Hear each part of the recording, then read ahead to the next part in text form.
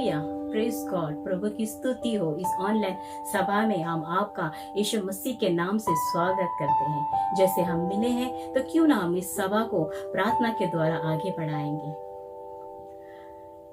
स्वर्गीय महान पिता, हम आपका धन्यवाद करते हैं प्रभु जी। आप महान, आप अलौकिक सामर्थ्य परमेश्वर करके हम धन्यवाद करते हैं प्रभु। इस ऑनलाइन सभा को आपके पवित्र हाथों में हम सौंपते हैं प्रभु। स्तुति, आराधना, वचन, परमेश्वर, हर एक बातों को आपके चरणों की ओर समर्पण करते हैं प्रभु। इस ऑनलाइन सभा को प्रभु यीशु मसीह आप फलवन बनाना, आप आशीषित करना, हम धन्यवाद करते हैं। यीशु के नाम से प्रार्थना करते हैं, आमीन।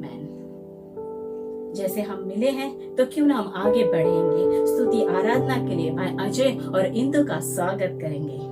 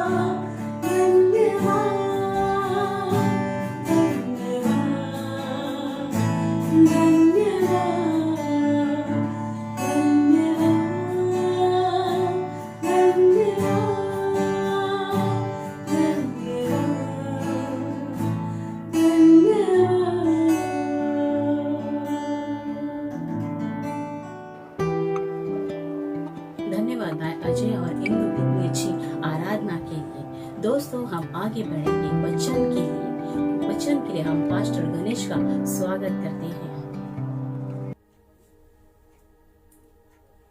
Hallelujah, praise the Lord. कैसे आप सभी लोग?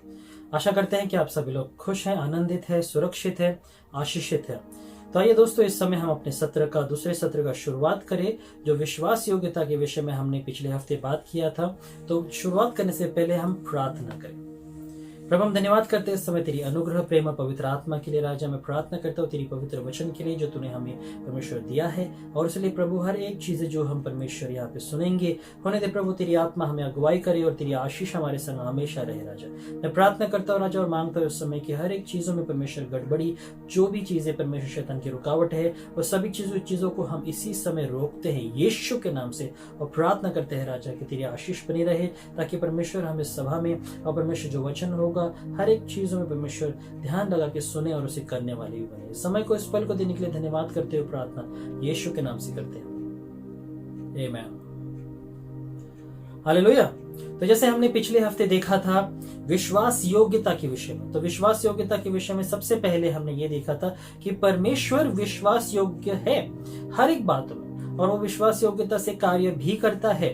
ओके, और हर एक चीजों में हमने ये देखा कि जहां जहां परमेश्वर ने कहा है उसने वो किया है, उसने हर एक वादा पूरा किया है। और हर एक चीजों में जहां जहां भी, अगर आप जुने नियम में अगर आप देखोगे, अब्राहम के समय में अब्राहम को परमेश्वर ने एक वादा किया संतान देने का, और उसकी आयु उसके साथ मेल नहीं खा रही थी कि वो उस आयु में भी संतान प्राप्ति करे, मगर फिर भी जो परमेश्वर ने कहा वो हुआ और उसको संतान प्राप्ति हुई।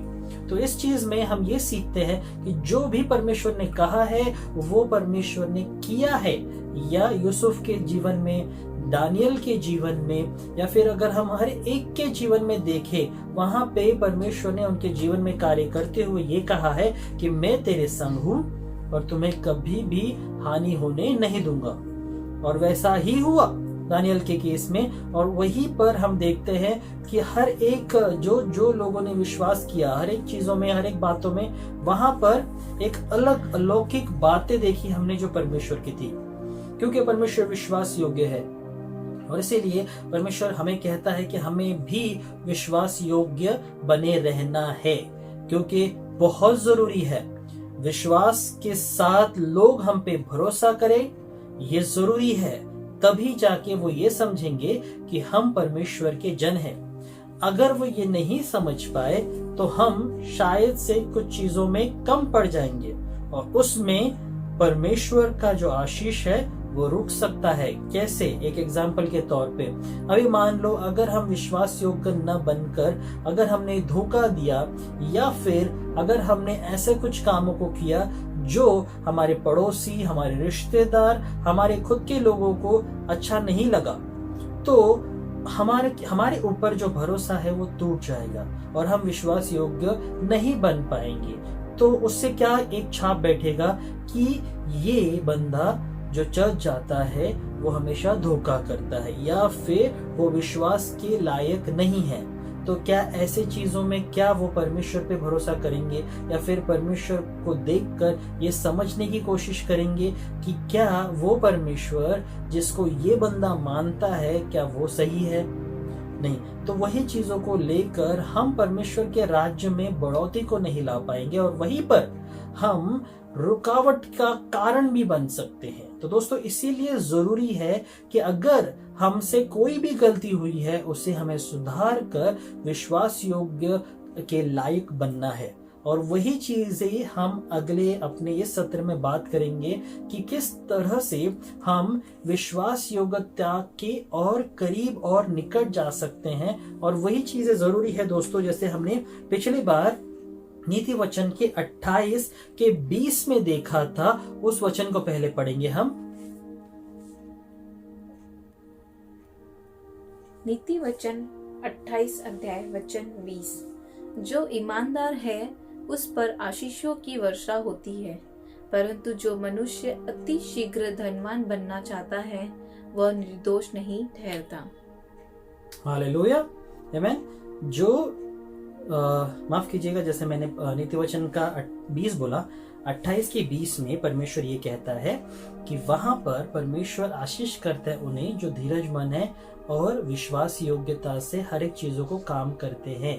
और वहां पर जो लोग अति शीघ्र मतलब जो घड़ी गड़बड़ी में चीजों को करते हैं, वहां पर चीजें गड़बड़ा जाती हैं और वहां पर वो अपने ही आशीष को रोकते हैं। और दोस्तों यही चीजें हमें सबसे पहले जानना है। जैसे पिछले हफ्ते के ये वचन में लास्ट में हमने ये पढ़ा था और ये जाना था कि हमें परमेश्वर के लिए रुके रहना है और वो चीजें करनी है जो परमेश्वर के लिए, परमेश्वर के राज्य के लिए, परमेश्वर के कामों के लिए सही है। अभी आज के सत्र में हम ये देखेंगे कि किस तरह से हम परमेश्वर के उन आशीषों के और करीब जा सकते हैं हम विश्वास योग्यता में। तो सबसे पहले हम ये देखते हैं कि हमें परमेश्वर से और परमेश्वर के वचन के साथ विश्वास योग्य बने रहना है। ओके, सबसे पहला, जैसे वो कहावत है कि परमेश्वर का वचन भी कहता है कि हमें शांत रहना है, बल्कि हमारे मुख से ऐसे गलत शब्दों को निकालने से ज्यादा हमें शांत रहना ज्यादा बेहतर है। अभी इन चीजों को समझे और जानने की कोशिश करें। अभी जैसे भजन संहिता का 62 का 5 में परमेश्वर ये कहता है, उसे हम पहले पढ़ेंगे।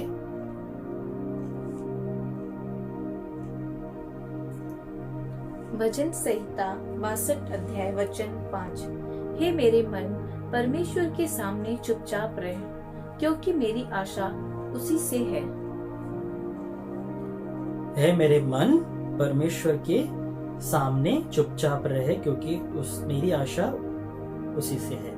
परमेश्वर के सामने अगर हमने कुछ गलत बोल दिया, परमेश्वर न्यायी है, वो हर एक चीजों का न्याय करता है, मगर वही चीजों में जानता भी है। उसी तरह हमारे शब्दों को समझना और जानना हमारा काम है और हमें सही रीति से उसका इस्तेमाल भी करना आना चाहिए। अभी अगर हमने अपने मुख को कंट्रोल नहीं किया, नियमित रीति से, सही रीति से बोले नहीं, तो हम कहीं पर भी कुछ भी बोलेंगे और जिसका परिणाम बुरा हो सकता है। अगर हमने ये सोचकर बोला कि हम सही बोल रहे हैं, मगर अगर आगे वाले व्यक्ति को वो चुभ जाती है और उससे रिश्ते खराब होते हैं, वहां पर परमेश्वर का वचन कहता है कि अगर तुम्हारा भाई ने तुम्हारे विषय में कुछ भी गलतफहमी रखी है तो जा उसके साथ पहले इन चीजों को बताना कि जो अनबन हुई है उससे तू माफी मांग या फिर उसे छुड़ा। भले उसने वो गलत फहमी रखी होगी या फिर उसके हिसाब से जो उसको समझना है वो शायद से अलग होगा, आपने बोलने का तरीका अलग किया रहेगा, आपका सोच ऐसा नहीं रहेगा, मगर जो भी है वहां पे हमारे आशीष रुकती है। इसीलिए शांत रहो जितना हो सके उतना। ओके, और दूसरी बात हम ये देखते हैं कि प्रभु के विषय में हमें पाप नहीं करना है। भजन संहिता का 119 का 11 में हम ये पढ़ते हैं। भजन संहिता 119 अध्याय वचन 11। मैंने तेरे वचन को अपने हृदय में रख छोड़ा है कि तेरे विरुद्ध पाप ना करूं। आमीन। तेरे विरुद्ध मैं पाप ना करूं, ठीक है। और उसी के लिए मैंने क्या किया है कि मैंने तेरा वचन हमारे अपने हृदय में रखा है। इसीलिए हमें भी वही करना है, जैसे दाऊद यहाँ पे कहता है कि प्रभु तेरा वचन मैंने अपने हृदय में रखा है ताकि मैं तेरे विरुद्ध पाप ना करूं। ओके। और वही चीजें हमें आगे लेके जाकर उन चीजों में सिखाती है, बढ़ाती है कि हम पाप में न पड़े, क्योंकि हमें हमारे जीवन में, हमारे हृदय में, हमारे हर एक जहन में परमेश्वर का वचन है। और वही चीजें हमें ये सिखाती है कि हमें परमेश्वर के वचन में बने रहना है। कौन सी वचन? यूहन्ना का 15:7। यूहन्ना 15 अध्याय वचन 7। यदि तुम मुझ में बने रहो और मेरी बातें तुम में बनी रहे तो जो चाहो मांगो और वह तुम्हारे लिए हो जाएगा। हालेलुया। अभी यदि तुम मुझ में बने रहो और मेरी बातें तुम में बनी रहे तो जो कुछ मांगो वह तुम्हारे लिए हो जाएगा। अभी दोस्तों, हमें परमेश्वर में बने रहना है, ओके। और उसी के साथ साथ हमें परमेश्वर की आज्ञाओं में बने रहना है, जिससे हम परमेश्वर की इच्छा को समझ सकते हैं और परमेश्वर की इच्छा के अनुसार कर सकते हैं। अभी ये जानना बहुत जरूरी है, जैसे वचन कहता है कि अगर तुम एक सांसारिक पिता होकर अपने बच्चे को जब वो मछली मांगे तो सांप नहीं देगा, तो मैं जो आत्मिक पिता हूं मैं कितना दूंगा? वो हमारा आत्मिक पिता है। मगर याद रखना है, अगर एक सांसारिक पिता को भी अगर ठेस पहुंचती है किसी चीज की तो उसे भी दुख होता है, उतना ही हमारे परमेश्वर को भी दुख होता है। और वही चीजें हमें समझना जरूरी है। अभी इस वचन के साथ मुझे ये बात करना है कि अगर हम उसमें बने रहेंगे और उसके वचन हम में बने रहेंगे, उसकी बातें हम में बने रहेंगी, तो वो परमेश्वर वैसा परमेश्वर है जो कुछ भी हम मांगे वो हमारी बातें पूरी करेगा। मगर उसके लिए ये जानना जरूरी है कि हमें उस परमेश्वर को समझना, उसके वचन में बने रहना बहुत जरूरी है। और तभी ये मुमकिन है कि हम अपने परमेश्वर को जान सके, समझ सके, और वो हमारे लिए हर एक चीजों को कार्य में लाएगा। आमीन। और उसी तरह हम ये देखते हैं कि कभी भी उसका भरोसा नहीं तोड़ना है। यह यशायाह के 26:3 में हम देखते हैं। यशायाह 26 अध्याय वचन 3। जिसका मन तुझ में धीरज धरे हुए है उसकी तू पूर्ण शांति के साथ रक्षा करता है, क्योंकि वह तुझ पर भरोसा रखता है। आमीन। वह तुझ पर भरोसा रखता है। उसका भरोसा कभी ना तोड़ना, ओके। क्योंकि वो भरोसा है, इसीलिए आज हम हैं, और उसी के साथ हमें आगे भी बढ़ना है। हमें ये समझना बहुत जरूरी है, ये जानना बहुत जरूरी है कि अभी हमारा भरोसा उस पर तभी होगा जब हम उसे अच्छे से जान पाएंगे। इसीलिए ये जो यूहन्ना का 15:7 हमने परमेश्वर के वचन में पढ़ा है कि हमें परमेश्वर के वचन में बने रहना है, और हमेशा उसके लिए हमें वचन के साथ प्रार्थना में बने रहना है लगातार, ताकि हम उसको और करीबी रीति से जान सके, ताकि जब भी कुछ भी चीजें हो, अभी समझो अगर हम परमेश्वर में बने नहीं रहें तो हमारा जो मन है वो हमेशा विचलित रहेगा हर एक चीजों के लिए कि मुझे ये चाहिए, मुझे वो चाहिए, मुझे ऐसा चाहिए, मुझे वैसा चाहिए। मगर अगर वो नहीं मिला तो क्योंकि परमेश्वर का वचन हमारे मन में नहीं है, हम आसानी से रूठ जाएंगे और पीछे हट जाएंगे। तभी परमेश्वर का वचन ये कहता है कि तू नहीं जानता कि हर एक चीजों का हर एक बातों का एक समय होता है, और जब हमारे लिए वो परमेश्वर ने रखा है वहां पे परमेश्वर कहता है कि सभी चीजों को भूल, ये चीज सिर्फ याद रखना कि कभी भी किसी भी चीजों में निराश मत होना, क्योंकि मैं तेरे संग हूं, मैं तेरे हमेशा हर एक इच्छाओं को पूरा करूंगा। और जब हम ये जानते हैं, हमें परमेश्वर का धन्यवाद करना है, क्योंकि प्रभु ने कहा है वो करेगा।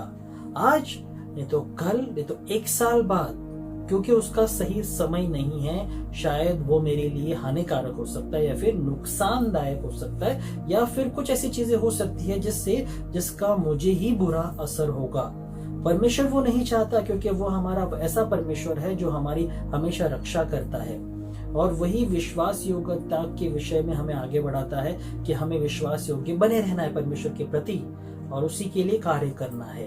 और तभी जाकर हम चीजों में नम्र रहेंगे और अपना स्वभाव को कभी गिरने नहीं देंगे ये सोचकर कि अरे यार परमेश्वर तूने ऐसा क्यों किया, मगर वो चीजों को जानेंगे कि प्रभु तूने कहा है और तू करेगा, ये हमारा भरोसा है। और जब ये परमेश्वर सुनेगा बस उसके लिए यही काफी है और वो तुम्हें आशीषों से भर देगा, तुम्हारे भंडार को, तुम्हारे बोलते हैं ना कि कप, जो बोलते हैं ना कि जो तुम्हारा प्याला है वो उमड़ के भरेगा या और ऐसी खुशी देगा कि तुम वो खुशी सबके साथ बांटोगे कि देखो मेरे परमेश्वर ने मेरे लिए क्या किया। आमीन। और वो दिखेगा, जो परमेश्वर ने तुम्हारे लिए किया है वो दिखेगा। मगर अगर वो चीजें नहीं हो रही है, जैसे कि मान लो तुम्हें जो चीजें चाहिए वो नहीं मिल रहा है, मन चाहा जॉब नहीं मिल रहा है, या फिर मन चाहा ऐसा जगह नहीं मिल रहा है, घर नहीं मिल रहा है, या फिर घर में ऐसी चीजें जो तुम चाहते हो वैसे नहीं हो पा रहा है, तो सोच के देखो कि कौन सी ऐसी चीजें हैं जो हम